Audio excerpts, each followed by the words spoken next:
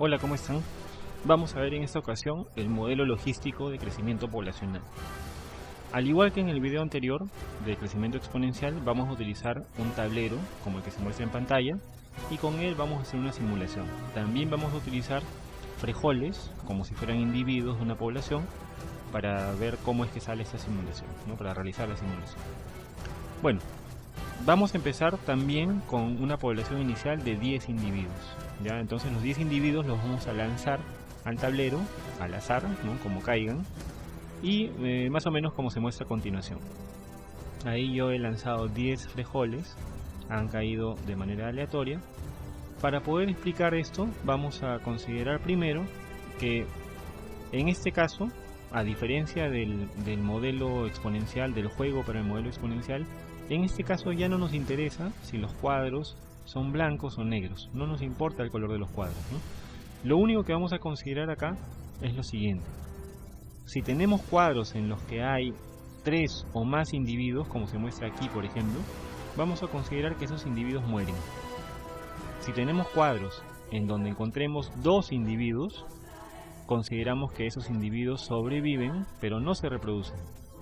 Y en donde encontremos cuadros donde solamente hay un individuo o un frijol, consideramos que esos individuos se sobreviven y se multiplican por 2. ¿Ya? Entonces básicamente esas son las reglas que vamos a seguir. A ver, entonces estos datos los vamos a anotar en una tabla. Yo tengo acá una tabla, ¿no? En donde aparece n sub 0, que es el número de individuos de la población inicial. Tenemos una columna para muertos, para sobrevivientes, para agregados, ahorita voy a explicar a qué nos referimos con eso.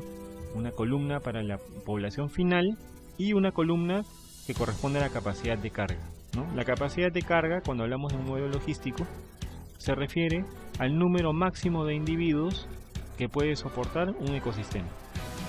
¿Ya? Entonces nosotros hemos empezado con una población inicial de 10 individuos, ¿no?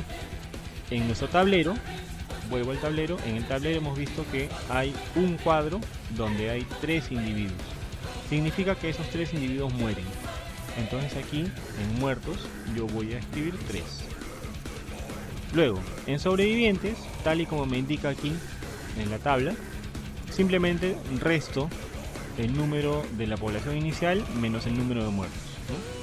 Entonces pongo acá 10, que es la población inicial, menos los individuos que murieron.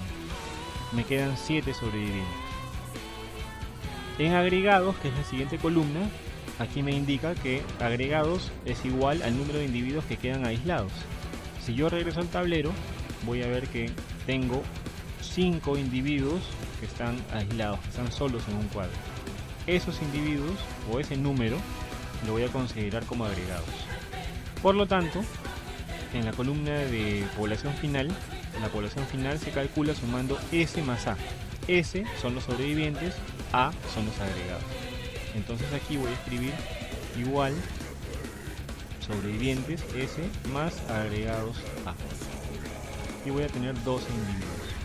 Estos 12 individuos, que son parte de la población final para la primera generación, los voy a colocar acá, como la población inicial de la siguiente generación. Y entonces, cuando ya vuelva al tablero, lo que voy a hacer es, ya no lanzo 10 individuos, sino ahora voy a lanzar 12 individuos, ¿no? Y continúo con el proceso. La columna de capacidad de carga, en este caso, la vamos a calcular al final, cuando tengamos toda la tabla llena, ¿no? Fíjense una cosa importante aquí. Este cuadro está hecho de tal manera que nosotros ya no tenemos que multiplicar por 2 a los individuos que quedan aislados. La tabla los incluye de manera automática, ¿no? Yo les había explicado de que aquí, entre las reglas que vamos a considerar que cuando tenemos 2 individuos que quedan solos en un cuadro, esos 2 sobreviven pero no se reproducen, y los que quedan aislados sobreviven y se reproducen por 2.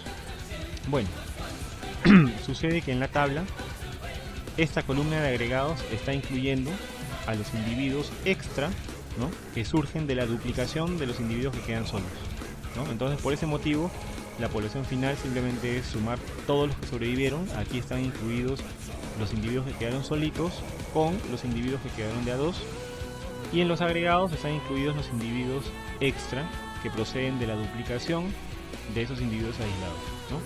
Entonces acá no tenemos que multiplicar nada, simplemente es seguir los pasos de la tabla.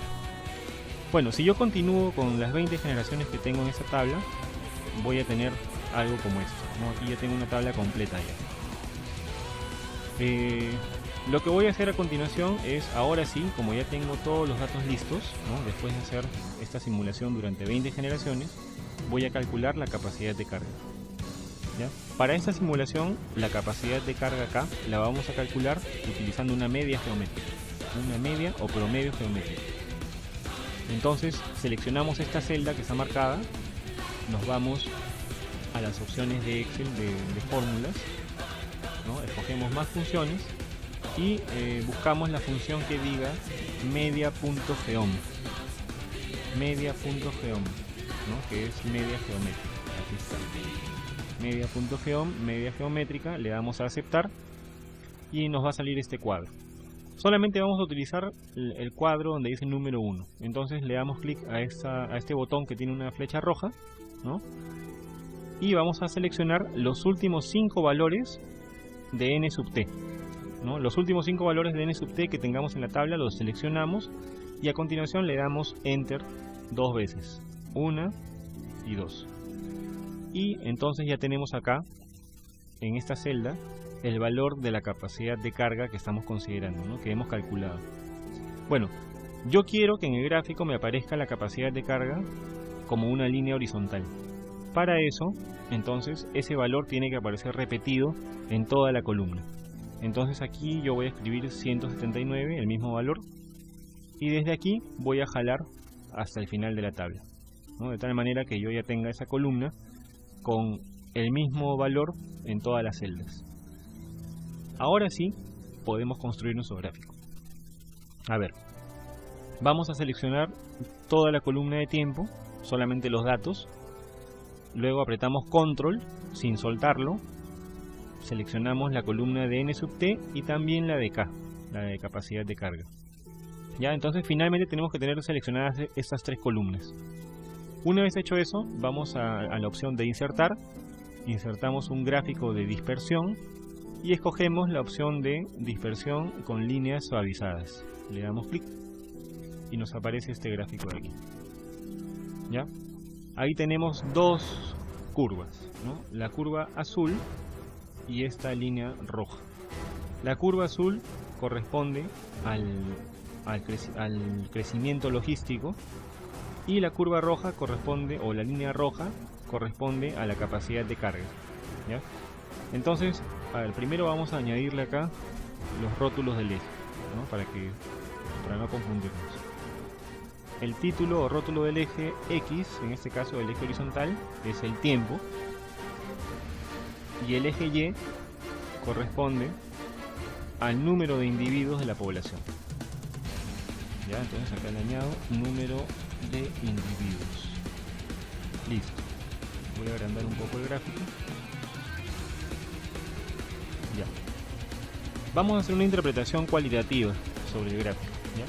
Básicamente lo que vemos ahí es que a medida que pasa el tiempo en etapas iniciales, la población crece a una velocidad bastante acelerada, ¿no? Pasa el tiempo y la población crece rápidamente.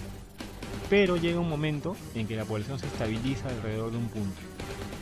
Ese punto, que es la capacidad de carga, que ya les había mencionado que es el número máximo de individuos que soporta un ecosistema, esta población se estabiliza alrededor de ese valor porque en ese momento, si hablamos de una población natural, por ejemplo, hay diferentes factores que limitan el crecimiento de la población, ¿no? Puede ser, por ejemplo, el espacio, pueden ser los alimentos, ¿no? Puede ser de repente factores como los depredadores que también controlan poblaciones, ¿no? Entonces una población va a crecer hasta cierto punto. En el caso del juego, de la simulación que hemos hecho hoy día, básicamente ese límite está impuesto por el espacio, ¿no? Por la cantidad de cuadrados que hay. Mientras más frijoles lancemos al tablero, hay mayor probabilidad de que caigan 3 o más individuos en un cuadro, ¿no? Y eso incrementa la mortalidad dentro de la población, por lo tanto esa población se va a mantener estable alrededor de un valor, ¿no? ¿Ya? Entonces básicamente eso es lo que tenemos que ver en el crecimiento logístico. Espero que les haya servido este video. Los animo de todas maneras a que ustedes busquen más información. Hay mucha información sobre este tema, ¿ya? Siempre acostúmbrense a buscar más información. Espero que les haya servido. Ya nos vemos en otra ocasión.